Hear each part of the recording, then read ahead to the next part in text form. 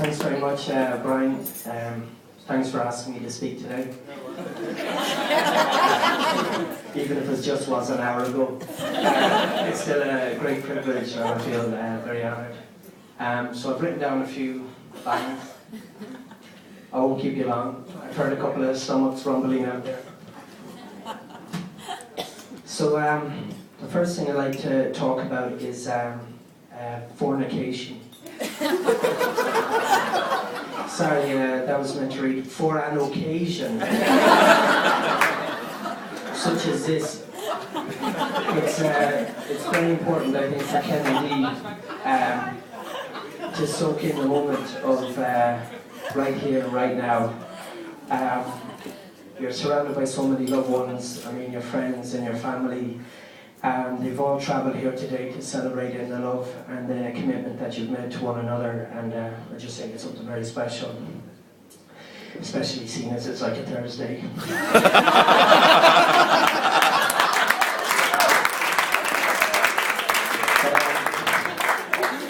There comes a time in every man's life where he meets that special somebody. You know, the person they're going to cherish and adore and follow and obey for the rest of their lives. That time came for Ken at the tender age of 5 when he met me.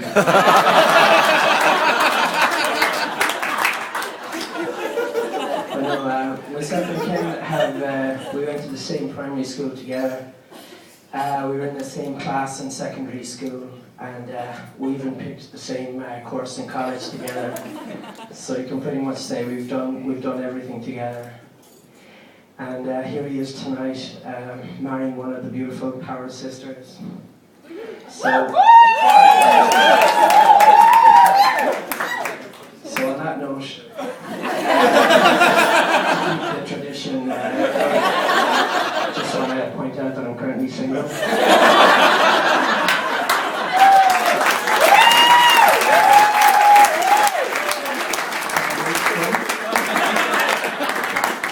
Sorry, Mr. Power, back to the speech. So, okay, tradition will dictate a situation like this, that it gives me an opportunity to poke fun and embarrass the groom in front of you, his friends and family. In fact, it was one of the reasons Brian asked me to speak.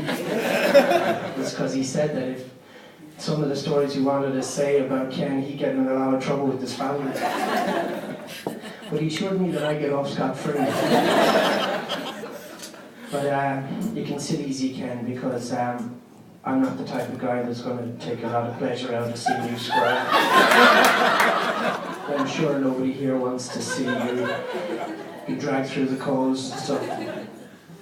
So, like, I'm not going to tell stories, like, for example, when we were in Kieran's college, during a bit of rough horseplay in between classes, some of Ken's buttons got ripped from his shirt. And for fear of getting into trouble with the teachers, he decided he'd run home and get his mum to stitch the button back on. So he chose obviously the safest place to put those buttons was in his mouth. I had to go figure, I don't know. So he arrived back at the house and explained to his mother what had happened.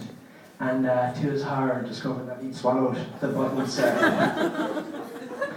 But I mean, the incident, let's say, it passed without issue. With,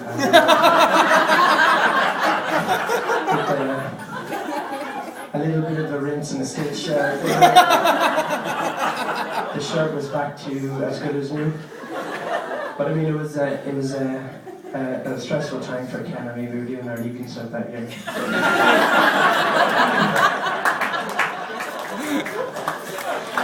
So, but today is really about Ken and the true love of his life, which is fashion.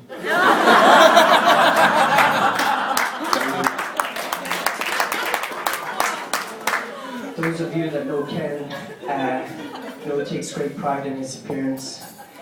I think on last count he had over twice as many cosmetic products as Power Sisters put together. He looks amazing for 47. The guy should be sponsored by L'Oreal. But as his buddy, over the years, I've put up with the different kind of fads of the hair straighteners and the eyeliner. And, but I had to put my foot down when we were on holidays in Australia. And tried to buy a pair of Guy Uggs boots. I'm sure that they just wouldn't go down well in Killkenny. Now, Dee, I know you realise you're not exactly marrying Bear Grylls, you know. I think he was the only guy to bring a walk-in wardrobe tent to the electric picnic. But I remember one story when we were in college. The grill in our house went on fire. We used to cook a lot of fries, as you can imagine. And Ken was glued to the TV, I think watching the latest episode of Off the Rails. And on seeing the flames, he leapt into action by diving out the nearest window.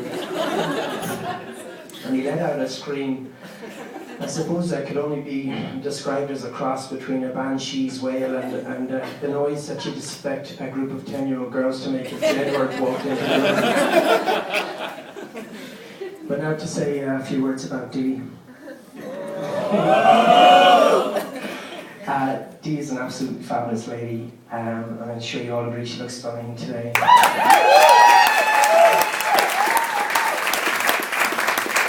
She's beautiful, I mean she's intelligent, she's very sporty, she's mastered the Kukla Funko, a bit like myself as well.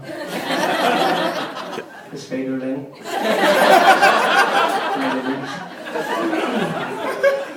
But I mean, and Ken, you couldn't possibly have picked a better bride today. But on the flip side, you've decided to marry Ken. And Ken is, well, I suppose Ken is, well, let's just say opposites attract, which is. But no, I'll never forget the first time Ken and Dee met. It was a very exotic setting. There was like bamboo and a hazy mist in the air. They say that most weddings are made in heaven. Well, this wedding was made in the smoking area, the upstairs, the Langtons. Copperface Jack. But Dee was sitting there like pretty as a picture, like a kind of a beacon of light, and surrounded by her very pretty friends. And they're all here today, Michelle and Molly and Andrea. They looked like the lineup from the Rose of Tralee or something. I was waiting for Paulie O'Shea to jump up and ask one of them to do a jig or something like that. But I turned to Ken and Michael Brown, who's here tonight as well, and the two guys were like frozen to the spot with their mouths open, looking like a couple of gorillas in the mist. And gave them a few words of advice to be cool and to not be sexist because the birds hate that.